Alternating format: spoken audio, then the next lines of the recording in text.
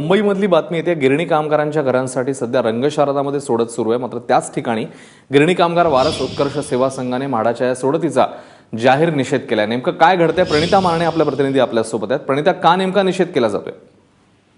अश्विन, पनवेल मौजे तालुक्यामध्ये एकूण 1417 सदनिकांची सोडत होणार होती. मात्र या सगळ्या गिरणी कामगारांचं असं म्हणणं आहे की आम्हाला मुंबई बाहेर ढकलू नका, मुंबई ही आमची हक्काची आहे आणि अर्थात गिरणी कामगार हे पाया आहेत मुंबईचे, त्याच्यामुळे मुंबईच्या मर्यादा आधी ठरवा आणि त्याच्यानंतर या सगळ्या सदनिकांची सोडत करा. त्याचबरोबर या सदनिकांच्या सोडतीसाठी ज्या ज्या संघटनांना समाविष्ट केलं होतं त्या अतिशय मोजक्या आहेत. या निम्म्या संघटनांना समाविष्ट केले, निम्म्या नाही. आणि अर्थात विनोद तावडे हे गिरणी कामगारांचे नातू आहेत, पण तरी सुद्धा त्यांच्या मनात कुठेही यांच्याबद्दल सहानुभूती नाहीये किंवा ते पूर्णपणे विचारांती हा निर्णय घेत नाहीयेत, अशी एकंदर इथल्या गिरणी कामगारांची मागणी आहे.